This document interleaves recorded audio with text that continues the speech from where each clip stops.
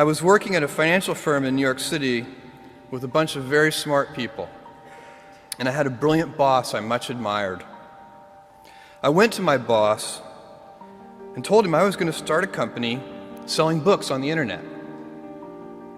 He took me on a long walk in Central Park, listened carefully to me, and finally said, "That sounds like a really good idea, but it would be an even better idea for someone who didn't already have a good job."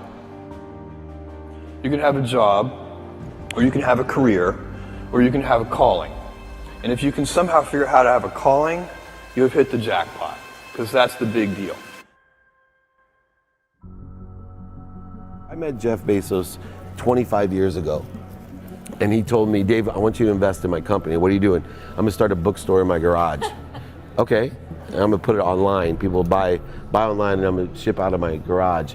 But if you invest in me, Dave, someday I'm gonna be the richest man in the world. I'll do over $100 billion. First of all, there was no such thing as $100 billion 25 years ago. Statistically, there's no such thing. Countries didn't have 100, our national debt wasn't $100 billion. And this dude's telling me at 26 years old that he's gonna be the richest man in the world because he has a garage and the internet? That was his truth. No, but he did not know it, and neither did I. But the difference between him and I is I was laughing, scoffing, and jesting at him, and he was already applauding himself, going, at the right way, at the perfect time, I'm gonna make as much as I can as quickly. And I'm sitting there going, there's no way this is gonna be a big business. Do something you're very passionate about, and don't try to chase what is kind of the hot passion of the day. Seen in that light, it really was a difficult choice, but ultimately, I decided I had to give it a shot. I didn't think I'd regret trying and failing, and I suspected I would always be haunted by a decision to not try at all. After much consideration, I took the less safe path to follow my passion, and I'm proud of that choice. As a young boy, I had been a garage inventor. I'd invented an automatic gate closer out of cement-filled tires, a solar cooker that didn't work very well out of an umbrella and aluminum foil, baking pan alarms to entrap my siblings. I'd always wanted to be an inventor, and she wanted me to follow my passion. There's a military phrase that I especially love, and it says, "Slow is smooth and smooth is fast." And I have seen that in every endeavor I've ever been in. That's the kind of thing that really allows you to make progress. You know, you get certain gifts in life and you want to take advantage of those, but I guess my advice on adversity and success would be to be proud not of your gifts, but of your hard work and your choices. So, you may be, the kinds of gifts you get in life, you might be really good at math. It might be really easy for you. That's a kind of gift. But practicing that math and taking it to the next step, that could be very challenging and hard and take a lot of sweat. That's a choice. You can't really be proud of your gifts because they were given to you. You can be grateful for them and thankful for them. But your choices, you choose to work hard. You choose to do hard things. Those are choices that you can be proud of. You can choose. We all get to choose our life stories, and it's the choices that define us, not our gifts. Everybody in this room has many gifts. I have many gifts.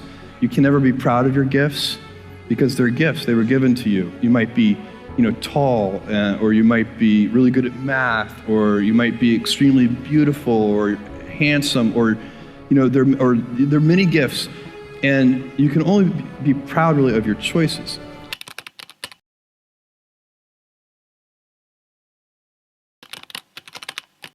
Because those are the things that you are acting on. And one of the most important choices that each of us has, and you know this just as well as I do, is You can choose a life of ease and comfort, or you can choose a life of service and adventure. And when you're 80, which one of those things do you think you're going to be more proud of? You're going to be more proud of having chosen a life of service and adventure. There's never been a better time to be alive.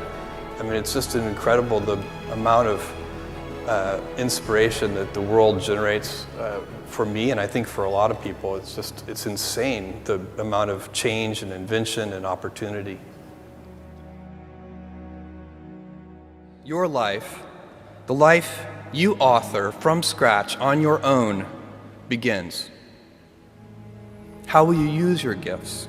What choices will you make? Will inertia be your guide, or will you follow your passions? Will you follow dogma, or will you be original? Will you choose a life of ease, or a life of service and adventure? Will you wilt under criticism, or will you follow your convictions? Will you bluff it out when you're wrong, or will you apologize?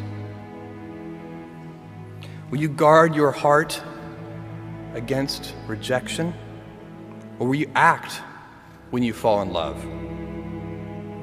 Will you play it safe, or will you be a little bit swashbuckling? When it's tough, will you give up, or will you be relentless? Will you be a cynic, or will you be a builder? Will you be clever at the expense of others, or will you be kind? Every time you figure out some way of providing tools and services that empower other people to deploy their creativity, you're really onto something. You know, you're very lucky if you have a career. A lot of people end up with a job. If you don't love your work, you're never going to be great at it. Jules Verne, Mark Twain, Galileo, Newton, all the curious from the ages would have wanted to be alive, most of all, right now. As a civilization, we will have so many gifts, just as you as individuals have so many individual gifts as you sit before me. How will you use these gifts? And will you take pride in your gifts or pride in your choices?